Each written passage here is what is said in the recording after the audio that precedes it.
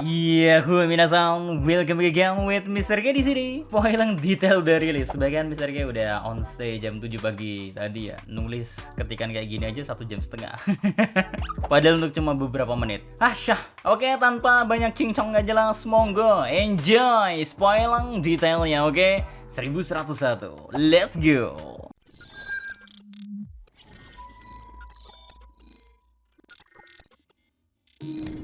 Nah, chapter kali ini ya diisi oleh Call Spirit yang diisi oleh Dr. Vegapunk dan para clones-nya dan juga Vega Force One. Oke, Dr. Vegapunk ada di tengah, di sebelah kanannya ada Lilith dan Pythagoras, terus di kiri Dr. Vegapunk ada Atlas dan Edison, dan di backgroundnya kita melihat wajah York di sisi kanan, sedangkan Shaka ada di sisi kiri, and Vegapunk Force One ada di tengah. Well, bagi Mr. K kok Color Spirit ini bisa jadi clue ya.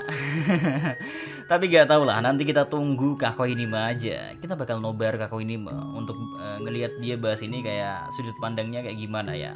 Next, chapter dimulai dengan memperlihatkan Kuma yang sedang membayangkan salah satu kejadian yang dialami Kuma saat melakukan perjalanan ke Gua Kingdom bersama Dragon ketika masih di Tentara Revolusi. Nah, di sini Kuma menyadari kalau Dragon sangat tahu banyak tentang Gua Kingdom. Bahkan Kuma menanyakan ke Dragon kalau Dragon mengunjungi sebuah desa di luar Gua Kingdom untuk sekedar memperhatikan seorang bocah. Nah, menariknya Dragon menjawab, "Teruslah bicara kalau kau pengen mati, Kuma." Kuma kaget bukan main rek dan langsung membalas, Lu, kenapa ya?" Dragon ngejawab lagi, "Seorang anak adalah kelemahan orang tua." Kuma lalu mengerti dan dia berjanji gak akan ngungkit-ngungkit hal ini lagi atau ngecek lebih dalam terkait Dragon.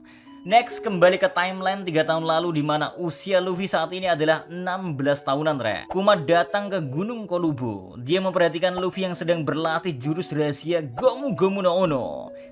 Simpelnya kalau kalian lupa ya, Luffy sedang latihan jurus yang sama yang pernah digunain untuk ngalahin Arlong.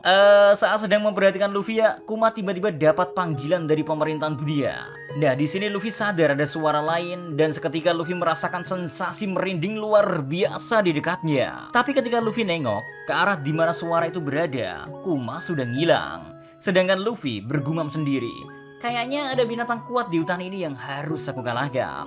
Di sisi lain kita pindah ke Kuma yang saat ini sedang memenuhi permintaan dari pemerintahan dunia. Kita bisa ngelihat kalau Kuma menolong para pedagang kapal yang diserang oleh bajak laut. Bahkan para bajak laut ini ampun-ampun sama Kuma.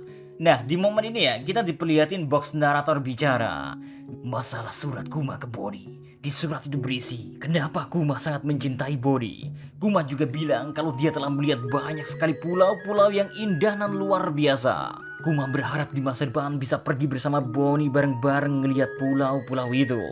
Lanjut pindah ke Sobat Kingdom dulu. Kita ngelihat surat Kuma disabotase dan dihancurkan oleh Alpha. Padahal Bonnie selalu menantikan surat dari ayahnya setiap hari. Tapi surat itu tak pernah kunjung datang. Anyway, Bonnie di sini gak pernah nge-reveal kalau dia punya kekuatan buah iblis kepada Alpha maupun tim medis yang ada di sekelilingnya.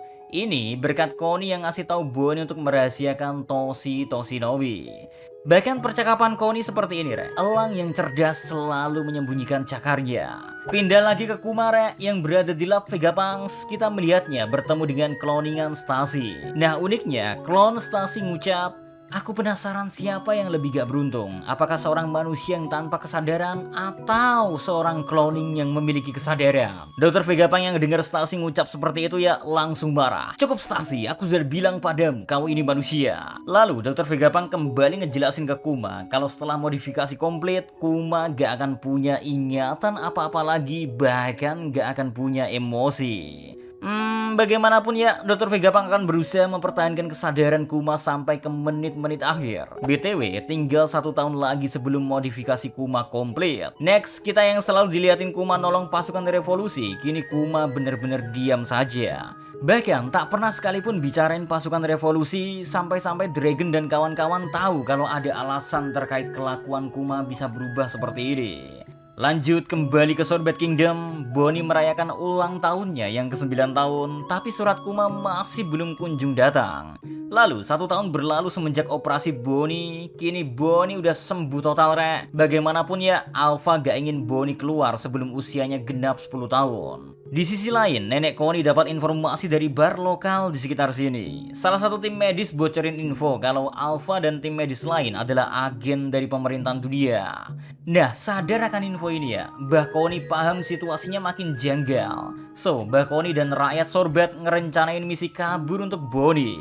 Nelayan kuat dari Sorbet Kingdom, Gyogyo, Totsu, Potato akan membawa Bonnie ke lautan dan nolong Bonnie nemuin ayahnya. Mereka menyulap kapal nelayan jadi kapal bajak laut, bahkan didesain agar kelihatan seperti pizza. Mungkin untuk menarik perhatian seorang anak kecil sih, oke? Connie dan Bonnie saling menukar baju mereka, dan Bonnie untuk pertama kalinya dalam hidupnya bisa keluar lagi tanpa harus takut Sapphire Scale akan menghantuinya, rek. Lalu Bonnie berhasil lolos dari penjagaan, bahkan bisa sampai ke kapal. Tapi Alpha sadar keberadaan Bonnie. Alpha langsung gunain Gepo untuk ngejar Bonnie. Alpha bahkan bilang, jaga-jaga jika kau berniat kabur, aku diperbolehkan untuk menghajarmu dan menangkapmu. Finally, di halaman akhir, Bonnie dalam wujud anak kecilnya mengingat kembali hari di mana dia bertanya kepada Kuma tentang seperti apa gambaran nikah. Kuma ngejawab, aku gak yakin sih, tapi yang ku tahu Nika punya tubuh karet dan dia bisa bertarung kayak gimana pun sesukanya. Nah, Bonnie setelah mengingat memori bersama ayahnya, langsung gunain kekuatan distorsi masa depan di mana aku jadi Nika. Oke, saat Bonnie gunakan kekuatan ini, kita melihat panel manga nampilin Bonnie memukul Alpha dengan tinju raksasa layaknya gear third-nya Luffy. Lalu Bonnie kabur dari Sorbet Kingdom. Ini menarik sih terkait buah iblisnya Bonnie. Sebelum berakhir chapter ini, box narator kembali muncul. Bentar, Mr. K sesuaiin dulu suaranya. Tes. Pemerintahan dunia langsung jadi waspada terkait kaburnya tahanan Bonnie ini. Lalu, kapal nelayan yang berlayar untuk menemukan ayahnya ini nantinya akan berubah jadi kapal bajak laut dari era baru, serival dengan Luffy dan bajak laut lain dari generasi yang sama. BTW, minggu depan pray ya. So, it's time to sleep again. Thank you BTW udah nemenin Mr. K di pagi hari ini. So, see you next time. Adi Sekarimelo, stay safe everyone. Salam. Adi Bedia.